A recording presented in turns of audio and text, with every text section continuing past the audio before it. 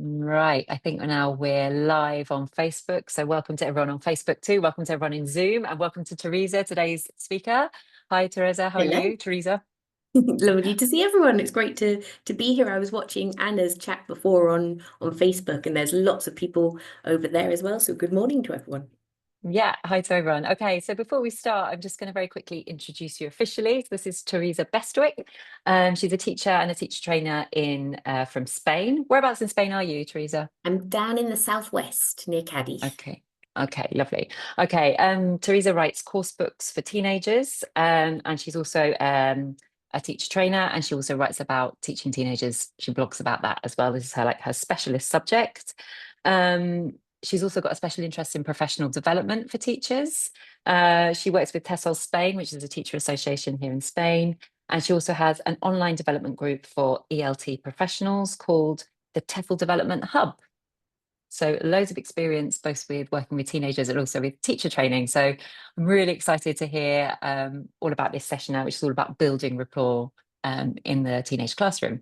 So I'm going to hand over to you now, Teresa. If you need anything, just let me know and I'll be back at the end for the Q&A. So I hope everybody enjoys the session. Okay, over to you, Teresa. Excellent. Thank you very much.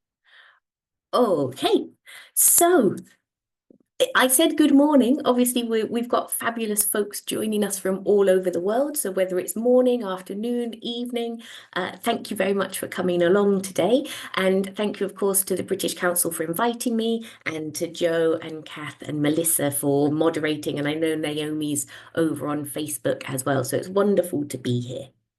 So let me open up the chat so I can keep an eye on that as we're going through as well.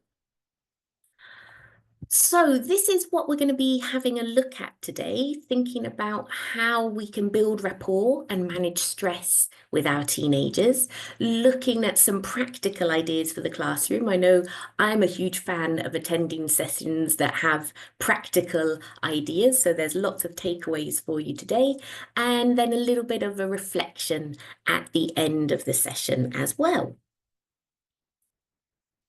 So I guess the first question is really, how does building rapport and managing stress go together? So in Anna's session before, she was talking a lot about social emotional learning and this idea of creating a safe and welcoming and comfortable environment for our learners.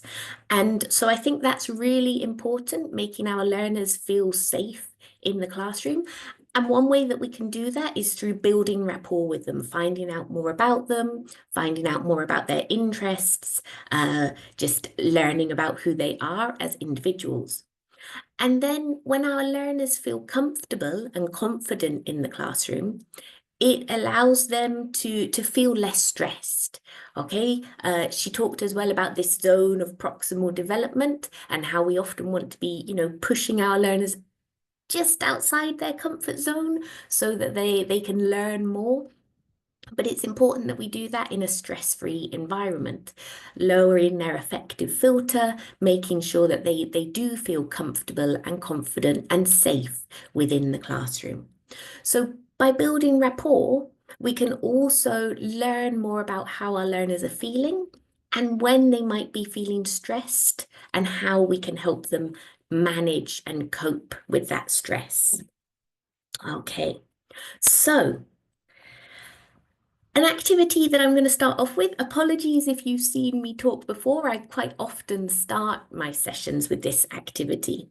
This is an activity that I do at the beginning of my courses with my teenagers and with my adults as well.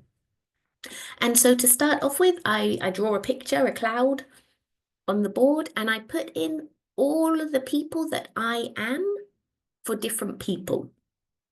So for example, Kath and I were chatting before about how to say my name, because in English, people say Teresa, whereas in Spain, they say Teresa, in Germany, Teresa.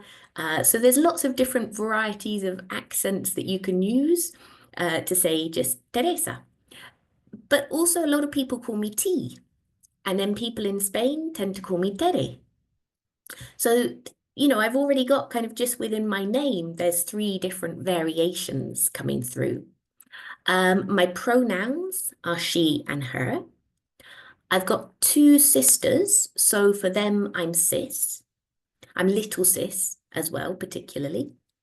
Uh, my sisters don't have children, but for my friends, I'm Auntie T.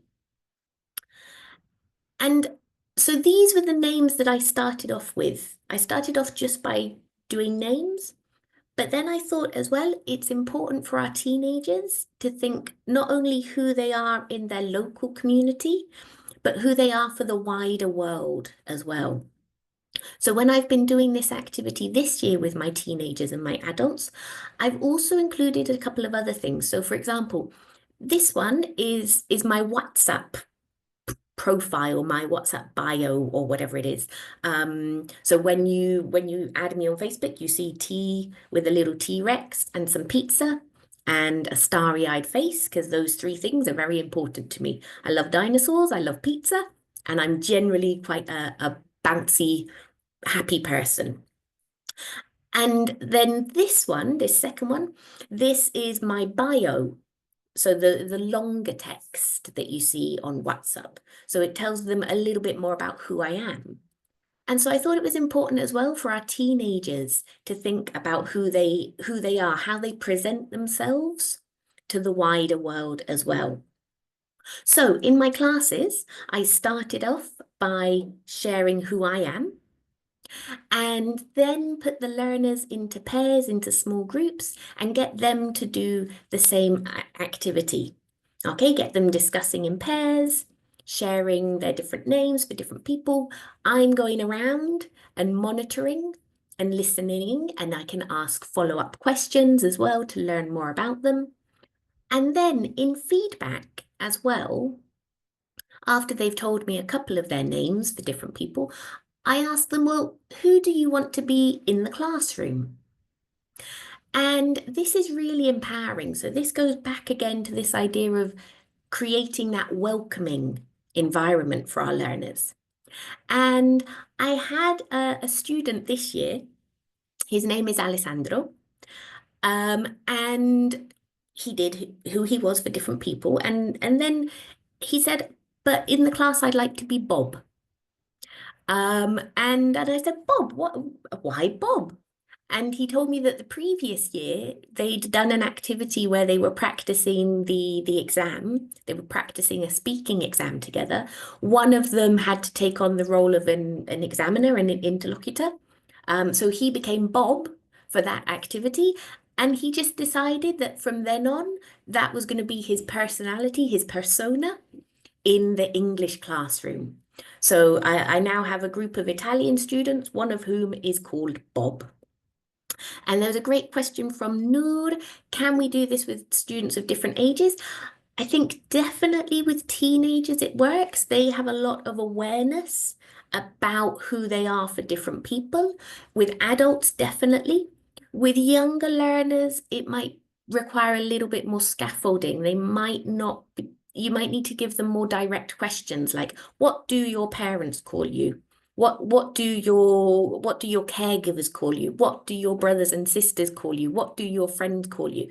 So give them a lot more support in identifying those different names. Okay, so that's who I am. And let's carry on. So another activity that I love doing with my students is I love bringing nature into the classroom.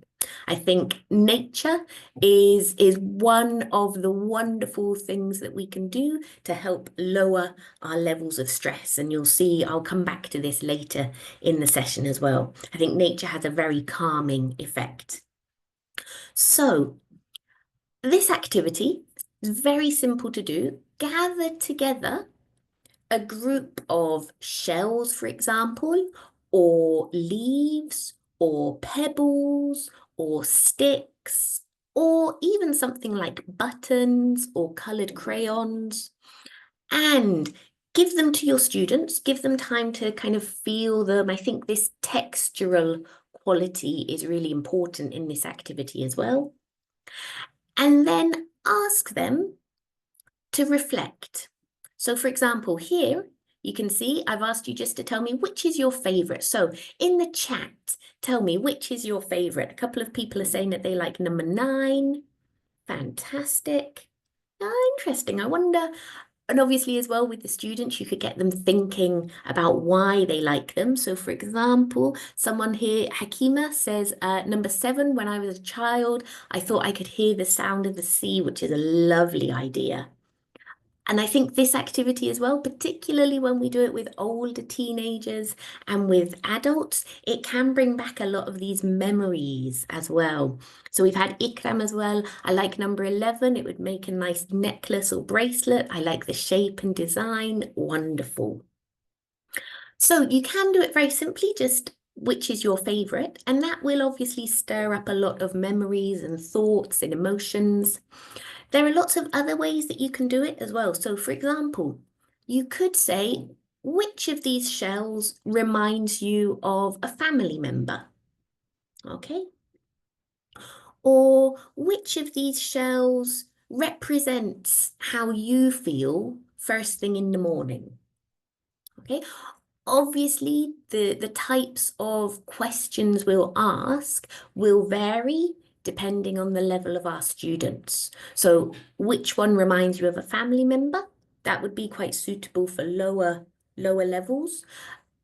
Which one represents how you feel first thing in the morning? That might be a little bit more cognitively demanding. So maybe for higher level students who've got a little bit more vocabulary, a bit more language to be able to express their ideas. But I do think as well that an activity like this, I love using pictures, I love using realia, because so much can come from the students. When we give them a text, all the information is there. When they watch a video, there's a lot of input. Whereas when we give them something which is just purely visual, they can interpret it in as many different ways as they like. And so I think that that's a really nice way to bring more personalization into the classroom as well. Fantastic. Loving all your comments here. For example, Ezine, apologies, by the way, if I'm pronouncing anybody's name wrong. I love number 1 because it reminds me of my grandma. So I think, really giving them the opportunity to reflect on who they are, and we can learn more about our students as well. Anna and Joanna, at the end of Anna's session, they were talking a little bit about journaling. I know some people were saying, I'm not particularly creative. What can I do with my students to kind of bring in a lot of this social and emotional learning?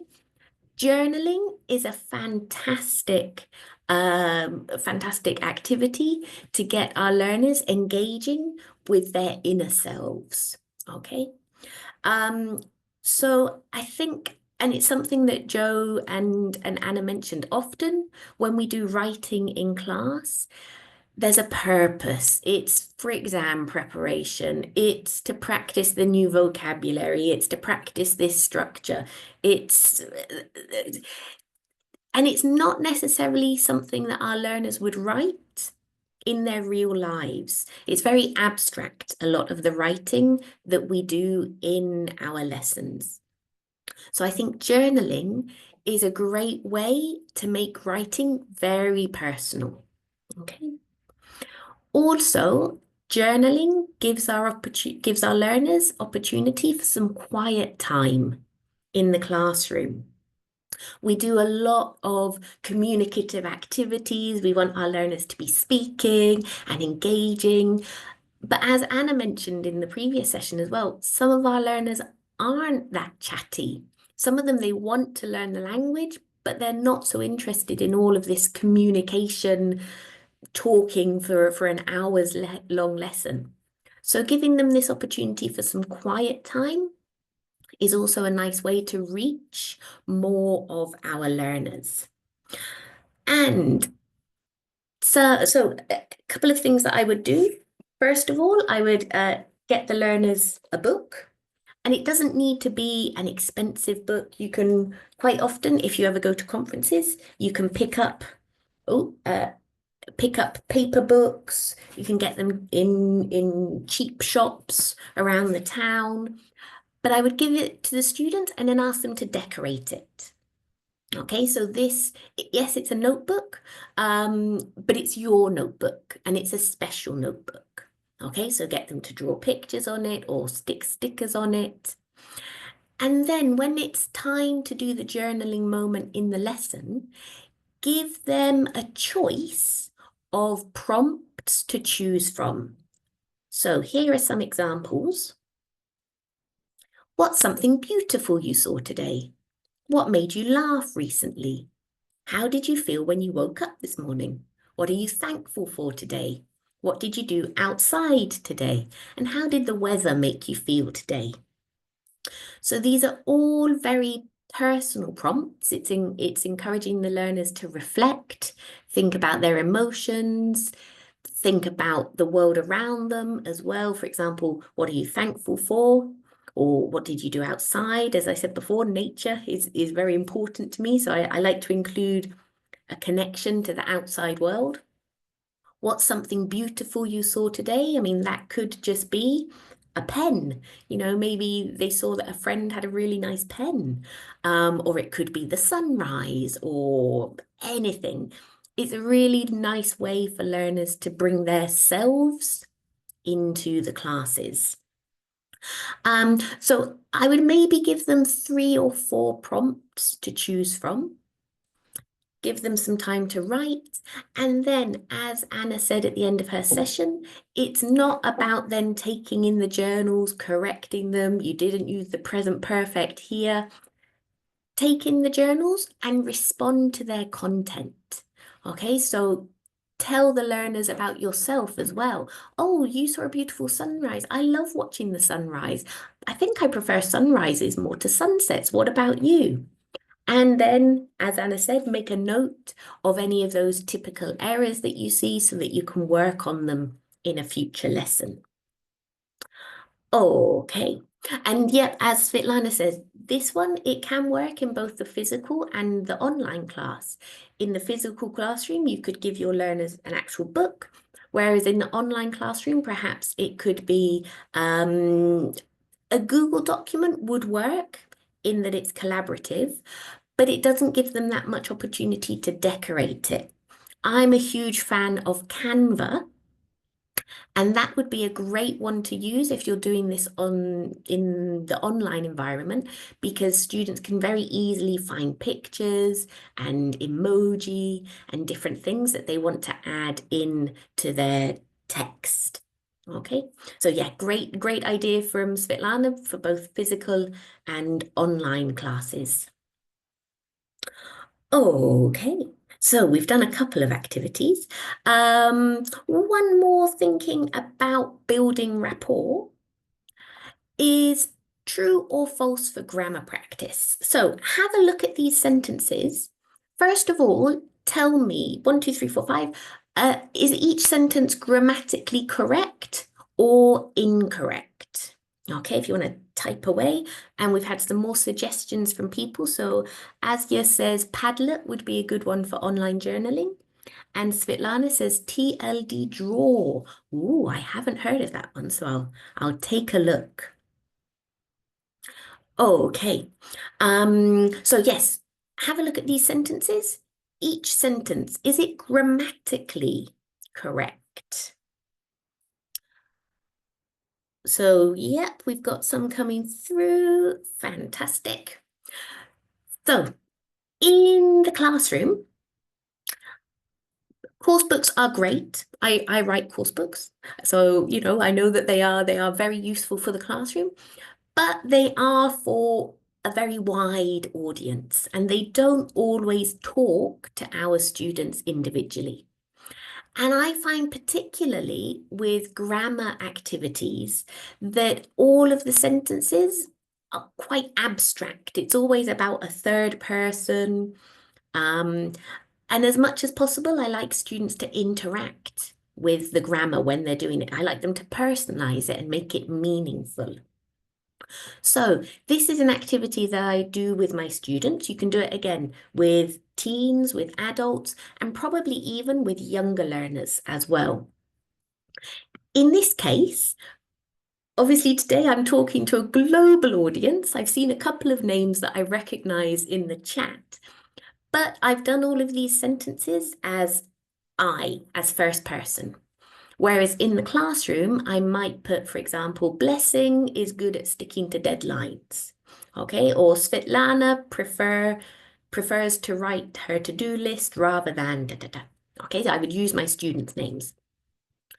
And then the first thing you do, as we've already done, is are the sentences grammatically correct? Okay, so we're getting the students to work with the grammar.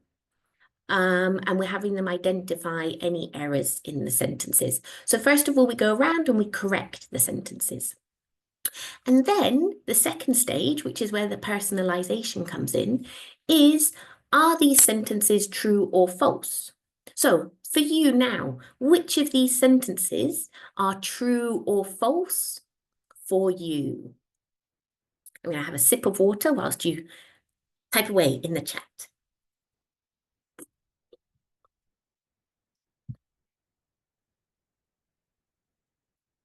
Okay, so oh, excellent. Mustafa says all of them are true for him. Oh no, Mustafa said all are false, and Lila said all are true. Number 2 is true. Excellent. The chat's whizzing away. So again, if I was doing this in the classroom and I have the students' names, I could get the students as well to predict whether they think the sentences are true or false about their classmates. And then that second round is, okay, so Blessing, are you good at sticking to deadlines? Most of the class think you are. What's the truth? And so again, it's another opportunity to learn more about our students, to get them engaged with the language that we're teaching them, and to bring in that personalization, which I think is really important, particularly for teens. I know there was a question at the end of Anna's session about motivation and how can we motivate students. I think a lot of people are saying now it's not so much about motivation, it's much more about engagement. If you can get them engaged in the topic, engaged in the language, the motivation might come through as a byproduct of that. Okay, so we're kind of moving into now this idea of managing stress, but we're still looking at finding out more about our learners. And I'm going to stop pausing. Stop pausing. I'm going to pause sharing for a minute. And I'm going to give you I have a confession to make, I'm afraid. Yesterday, I didn't mark my students' homework. It's been on my to-do list for a while. I planned to do it yesterday and I didn't. So in the chat, how do you think that made me feel, not marking my students' homework? Oh, I can tell you, yep, great here from Anne said guilty, disappointed, stressed. Yeah, a little bit. I did feel a bit guilty. And who was affected by me not marking my students' homework? So this was what I like to call a non-action, something I didn't do. Who was affected? The students were affected. And how do you think they might feel? And obviously, yep, I was affected too because it was still on my to-do list. So the students might feel very sad. They might feel let down. Yes, Mark, I think that's very true. I think particularly when I've given them a deadline and then I haven't stuck to my deadline, they could feel very let down. Yep. And one final question, what are the consequences of this non-action? So we've talked about how I felt, who was affected and how they felt. What are the wider consequences of me not marking their homework? Yep, Noor says they will be waiting for their grades. Yep. Linda, great suggestion. They're not motivated to do more homework. Yeah, and Tamsin says something similar. They might feel less inclined to do future homework. Excellent. Okay, so that's very much this idea with this yesterday I didn't. Again, I think it's always really important for us to model activities for our learners, but also for them with activities like this to see us as humans as well. You know, teachers, we're not infallible. We all make mistakes. And I think if we're going to ask our learners to share something that they didn't do, it's important for us to model that and to show our own vulnerabilities as well. So you would start off talking about something that you didn't do and ask them these questions. How did it make me feel?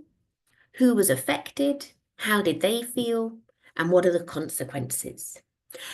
And then put the learners into pairs or small groups and have them do the same activity. Think about something they didn't do, their feelings, who was affected, their feelings, and the wider consequences.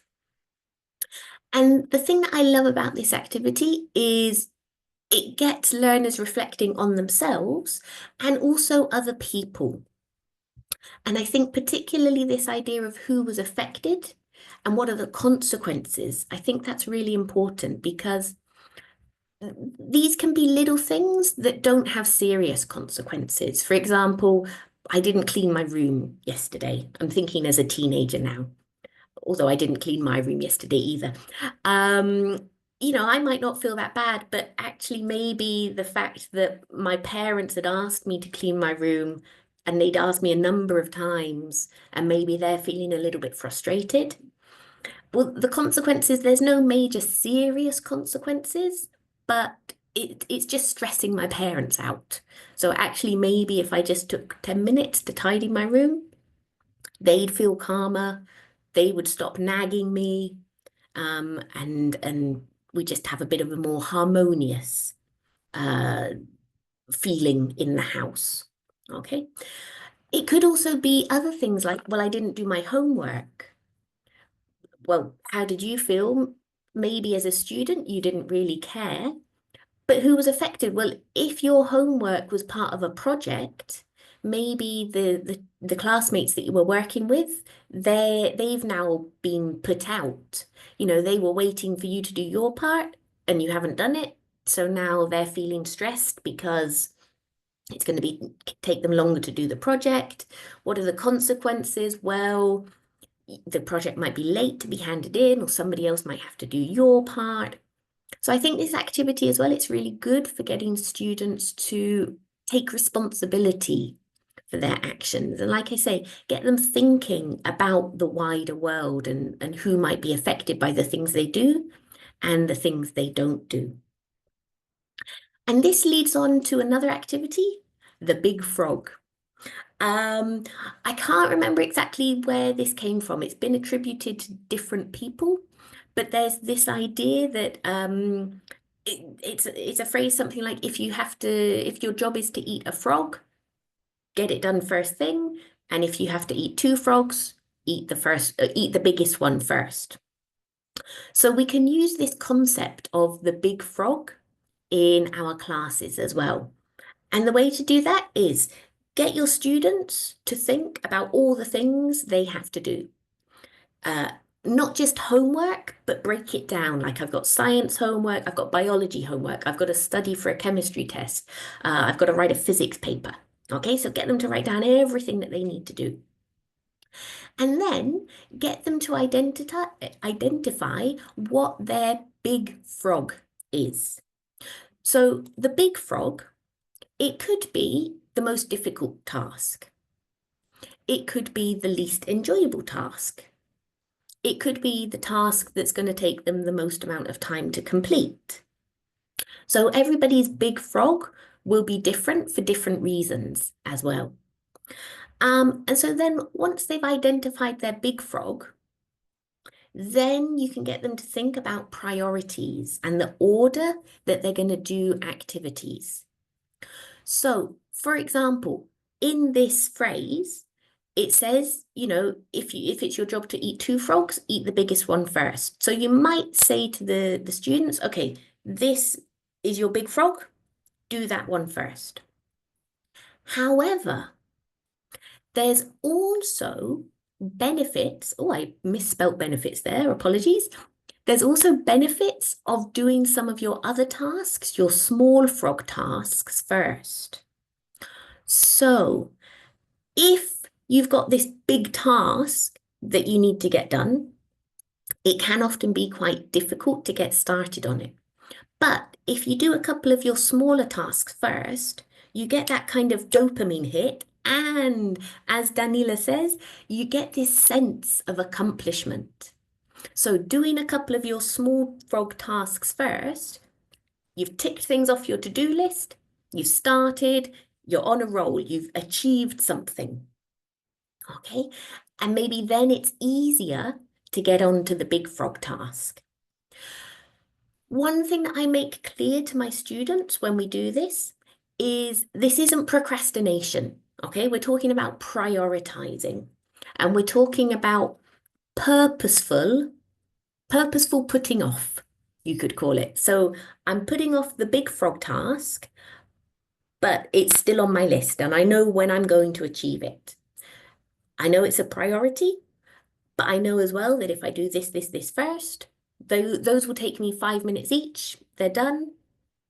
And then I can tackle this big frog. Okay, so it's not that I'm procrastinating.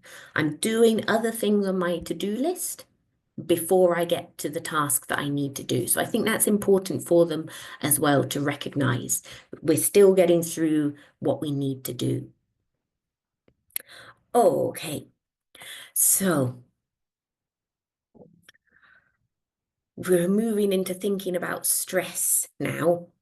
And this is a great activity. If you have a real bucket, you can't see my bucket. I did have a big bucket, but you can also do this with a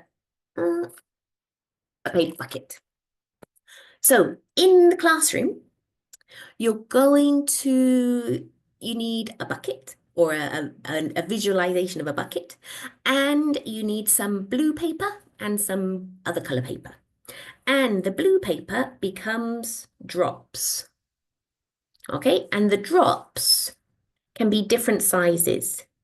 Okay, so I've got a bigger drop and a smaller drop. And then as well, you have some other ones which are holes. And the way to do this, I'm going to stop my share again a second and hope this works if I hold it up. Okay, so on the drops are things which are stressing you out. So for example, my to-do list is generally stressing me out. So that goes in my bucket. And marking my learners' writing homework, that's stressing me out. So that goes in. And a bigger one is some teacher training that I do, which is in Spanish. So that really gets me out of my comfort zone. So that causes me a lot of stress. Okay. Then, put that down a second. So all of these droplets of varying sizes represent the things that stress you out in life. And then on the holes, on these bits of paper, these are the holes that help that stress disappear. So for example, a long walk in nature, disappear completely. That helps me when I'm feeling stressed. The sparrows on my terrace, watching them helps me when I'm feeling stressed. So similarly with our students, we get them to, on these blue drops of water, think about the things which cause them stress, and on the holes, the things that can help them reduce those feelings of stress.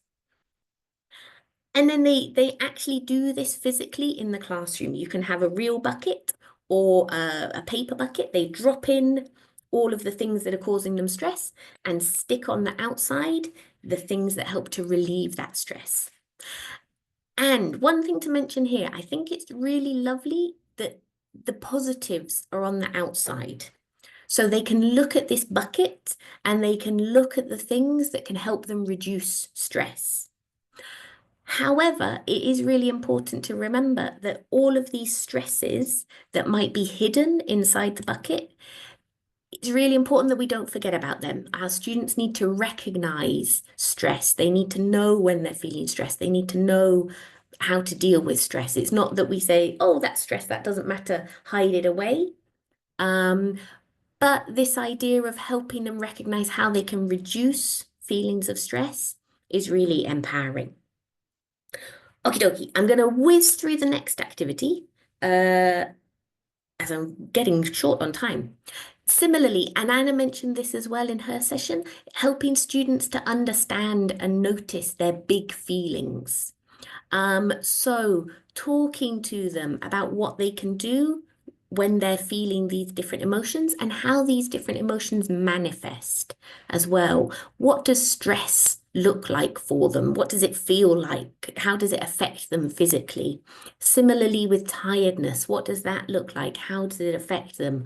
How do they feel? And then again, giving them some coping strategies to help them deal with these different emotions. Okay, and another quick idea in terms of helping them manage their stress is some focusing activities. So Anna mentioned as well this idea of shape breathing. So you can do it, for example, breathe in, hold, breathe out. Okay, so you can do it with a triangle. There's some beautiful ones as well. If you look up the School of Self on YouTube, they have this a wonderful video of a shape getting larger and smaller that students can use to regulate their breathing.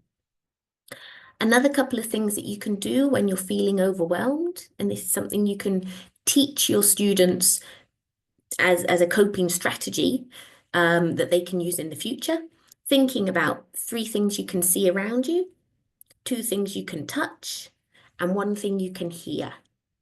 Okay, so when they're feeling overwhelmed, bringing them back to the center, bringing them back to the physical surroundings can really help them. And another one that I heard recently is when you're feeling stressed, if you're sitting down, really push your back against the chair. And that can really help as well to help the students to get rid of some of their stress. So, drawing to a close. I know that at the end of her session, Anna did something similar in terms of feeling grateful and feeling inspired. So this is a similar idea, TGIF. It's not Friday, it is Wednesday today, but teachers have adapted this acronym for try, grateful, inspired, and fun. So as we've got a few minutes for questions, whilst we're talking, let me know in the chat something you'd like to try, something you're grateful for, something which inspired you, and something that you thought was fun in today's session. And I'm going to take a quick look at the Q&A. I think I can have a look. Okay, so we've had a couple of really interesting questions. Kath, is either one that you're particularly interested in? Well, let's see what you would like to talk about. Hi, that was great, Teresa. So thank you so much. There's lots of questions, lots of comments. So maybe we can have a look at some of them together now, and we can answer some of those questions. So I think people are answering in the chat about what they are, the TGIF task as well. So we can take a look at those. So a couple of questions. One question related to stress. I know you've been talking a lot. I mean, there's loads of great activities there, particularly the ones about building rapport, which is fantastic. We'll talk about those in a minute. But when we're talking about stress, somebody has asked, and again, this is an anonymous person, so I don't know who it is.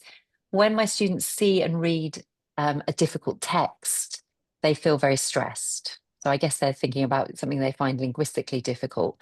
How can I support them to not feel like this? Yeah, I mean, it's a tricky question, isn't it? Because as Anna said as well, we're pushing learners just out of their comfort zone to keep them learning. So I think, first of all, I would approach it as that like this is how we learn. If we know everything, we don't learn anything new. Okay, so first I would explain the purpose of introducing new language into the classroom. And I think teenagers particularly, they like to see the rationale for things. They like to know why we're doing things in the classroom. Hmm. Um, and then, I mean, there's lots of strategies that you could do if you think it's going to be particularly difficult, maybe pre-teaching some of that tricky vocabulary.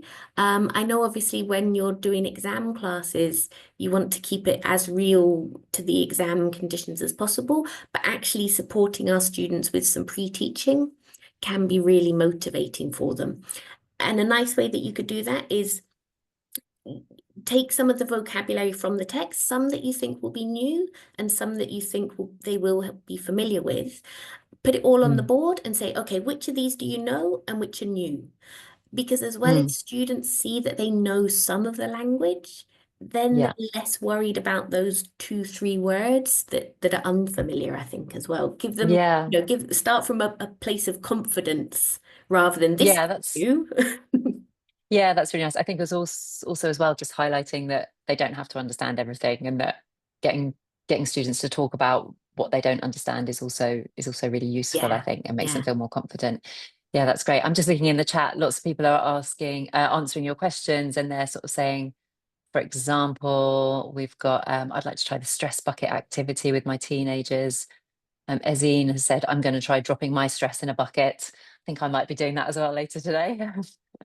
And the big frog activity as well is getting a lot of mentions there. On Facebook, we've had a comment from Jessam, who said, when students are noisy and struggle with English, teachers feel stressed and anxious. I think that's something we can all relate to.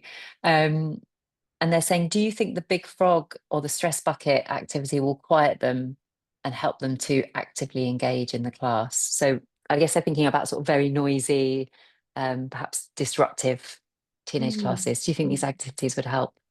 Yeah, I mean, I think Mhm. so. Lindsay Clanfield talked about this idea of heads up, heads down, heads together.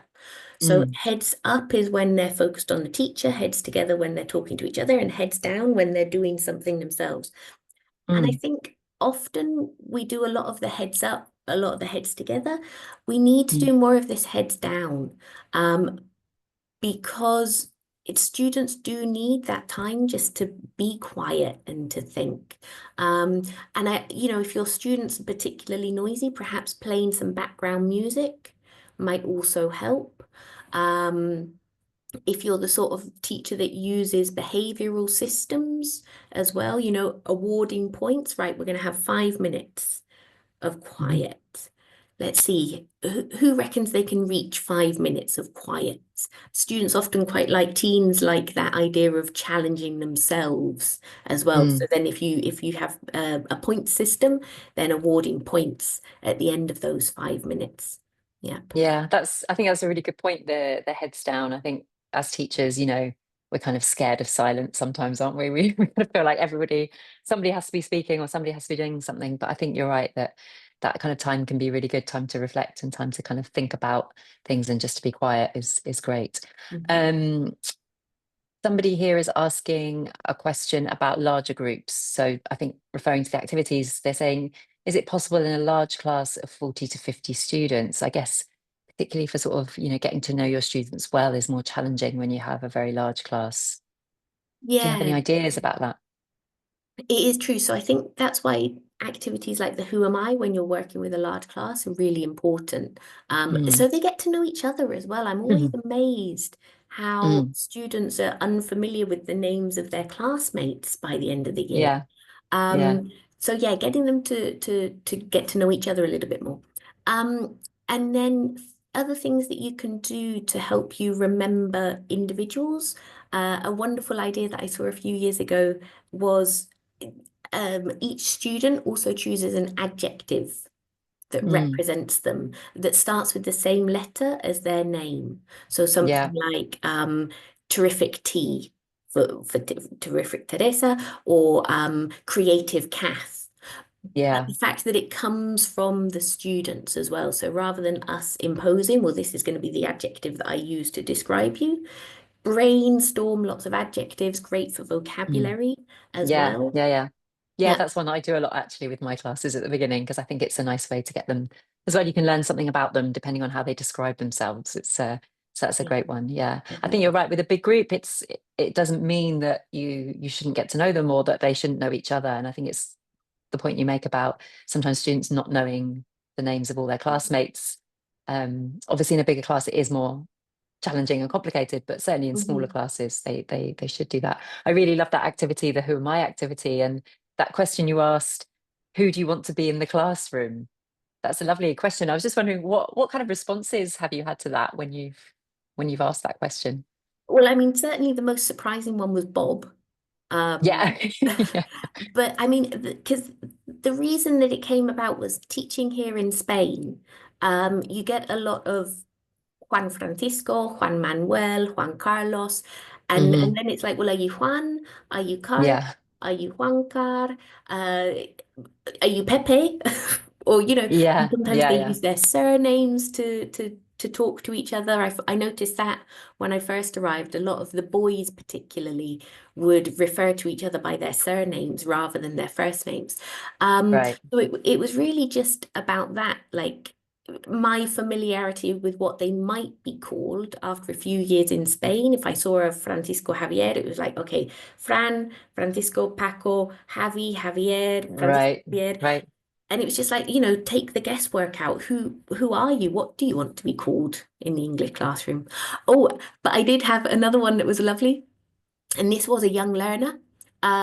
His It's a fairly common name, so I'm going to tell his name, Francisco Moreno. And that translated directly into English is Frank Brown. And he came in at the start of the year and he's like, I'm Frank Brown. And There you that was who go. he was. Yeah, it was lovely. Do you ever get people answering that in a more sort of philosophical way, like, I want to be the class clown, or I want to be, To be honest, I haven't yet. Um, but it's a nice way, like you say, to find out about their personalities. yeah, Yeah. yeah, yeah, And yeah, I think as well, it comes from the fact that for a long time, when particularly British teachers went into foreign language environments, there was an imposition of names. yeah, For some students who have names which might be difficult for us to pronounce, it was difficult for us to pronounce. It was like, okay, well, I'm going to call you Charlie. yeah, yeah, I yeah, absolutely hate that. I think, yeah, you saying that someone is called Charlie, that doesn't make that their persona. This really needs to come from the yeah, students. Yeah. yeah. I agree. I agree. Okay. There's another question here from Kaylee. I think I'm not sure if I'm pronouncing that correctly, so apologies if I'm not. And they're asking, what if students don't want to engage in the de-stressing or these activities, when they're talking about their stress or trying to de-stress? How can I support them if they don't want to engage in those activities? Yeah, a great question. I think, again, choice is so Hmm. important in making our students feel comfortable in the classroom. So the way that you could do it is start off with something that's more individual that perhaps they don't have to share, like the journaling. So Mm. start off with the journaling that's just between you and the student. Nobody else is going to read those journal entries. And then when you do want to do something where perhaps you're anticipating that they might be talking together or they might be asked to share something in a more public forum, give them the option. Okay, this is what we're going to do. This is how it works. Hmm. If you don't want to, that's okay. Here's your journal. Here are a couple of prompts. Use the time Mm. to reflect in that way instead. Mhm. Mm. That's a good suggestion. And there's another question sort of related to that actually, and I guess the same answer would apply, but maybe you've got some other ideas too. And this is from Diana, and she's saying, thanks very much for all your ideas. She's saying, any suggestions for working with groups who've never had that freedom to talk about feelings and emotions and stresses or personal issues? And she's saying she works in Japan, and in general, that her young students aren't familiar with that kind of way of expressing themselves. So, I mean, the journaling would be a good idea in that case, I guess, writing. Mhm. But Mhm. maybe if they're not very good at writing, or if that's difficult for them, any other suggestions for that kind of context? Well, I think you can start small. So I loved the Mm, activity that Anna did as well, talking about your favorite color. I think color is mm, a great way that we can introduce hmm emotions into the classroom as well. So you could say, okay, imagine anger. What color is anger for you? And, maybe a lot of students might automatically say red because that's often the mm, color that we associate with it. But maybe hmm it might give them the option to kind of expand their ideas. Or, what color is stress for you? When you feel mm, mm, stressed, what color mm, do you imagine? Um, mm, and I think as well, a lot of things we can do that we don't need to share. So we can do a lot of visualization mm, activities. And I hmm know teenagers often they get a bit giggly around Yeah. visualizations. Keep working at it, don't do one every day for a week, but try one. If it doesn't work, leave it a month and try it again. But hmm something like that. So kind of, close your eyes and imagine you're feeling stressed. What does the room look like? What can you see around you? And then hmm maybe kind of, that can incorporate kind of colors of, do things look dark? Um, hmm yeah, so I like visualizations, and we often use them to then lead on to learners discussing and sharing their ideas, because great for emergent language and things. But actually, I think again, there are options. Just Yeah. have it as a personal reflection. I think we don't have to share everything all the time. Yeah. Yeah. Yeah. Yeah. You're still creating an atmosphere where they feel more comfortable, perhaps to Hmm. later do other stuff. So, Yep. yeah. Um, Tia is asking, how can we adapt these ideas and strategies for teaching more mature learners like adults? I mean, would you adapt these for adults, or would you just do them as you've suggested? I mean, to be honest, a lot of them I would do as Mm. is. I think the big frog, I think, is a particularly good one, because adults, we tend to assume that they're better at taking responsibility and prioritizing. But I know Mm. what I'm like. I mean, I know I've Yeah, got yeah, my yeah. to-do list, and phew, there's things that stay on there for a couple of weeks. So I should probably take my own advice and decide what my big frog is. Um, but yeah, I think as well, it's just a different way of doing things. I think sometimes we might think that adults, they like things very black and white. They like things, Mm, but actually introducing them to some different ways of looking at things, can actually be really engaging for them as well. Mm. yeah, yeah, I agree. I think adults welcome the opportunity to do something a bit different. And I think Hmm. the big frog idea is often used in business as well, isn't it, for prioritizing Mm. tasks. Yeah. So I think they And find it. yeah, and talking of business as well, actually, the who am I is Mm, really good for business English, mm, hmm because how we talk to each other in business environments could be very different and different culturally as well. You might work in one office where everybody is Mr. or Ms. Da, da, da, and in another office it's much more relaxed and there's first names and nicknames. And so I think Yeah. that's a really interesting way of getting the students thinking about who they are in different business contexts as well. Yeah, absolutely. Yeah, yeah, great. Um, Ikram is asking, and I guess they're referring here to the rapport activities. Would you recommend doing these activities only at the beginning of the school year or all year round? All year round. I mean, the Who Am I is a particularly good one for the start of the Mm, course. Um, hmm but I think rapport, it's something that we need to be working on throughout the course. You don't learn everything about your learners in the first day, and they don't learn everything about each other. And I think this idea of creating a harmonious classroom environment, that comes through work. It comes through constant kind of reinforcement of the values that we want in the classroom, the hmm the way that we respect each other, the way that we talk to each other. Um, hmm I think rapport building activities, they're not just something for the first week. When we do mingles, that's when it's mingles with personalized questions, that, yeah, often it's because we're practicing a grammar point, but make sure that they are personal, make sure that learners are Yeah, given the opportunity to talk about themselves as they choose to.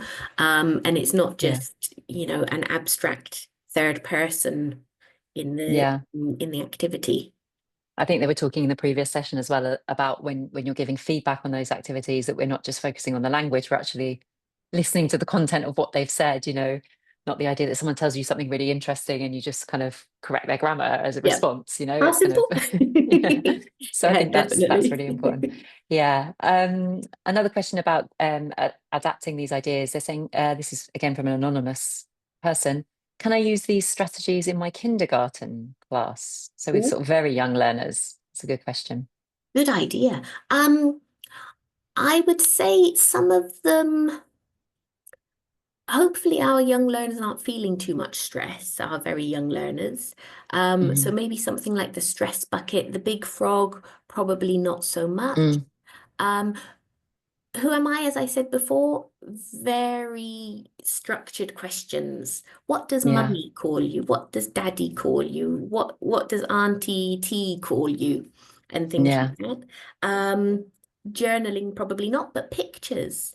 I Yeah. think getting students at that age to draw something mindfully is quite Mm, nice. So, mhm, draw something beautiful that you saw or that you imagined. mm, Um, mm.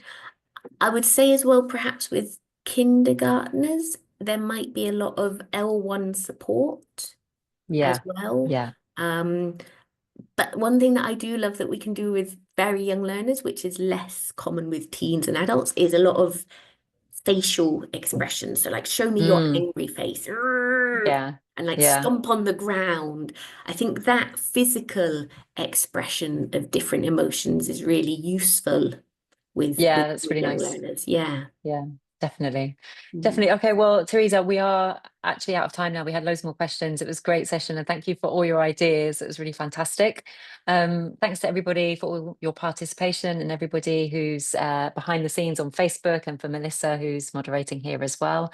So thanks for that great session. We're going to be back in 15 minutes for a panel discussion all about how we can develop our learners. So please come back for that. And we hope to see you all again soon. So thanks very much, Teresa, and enjoy the rest of your day. Thanks everyone for coming. Yeah, thanks very much. Bye.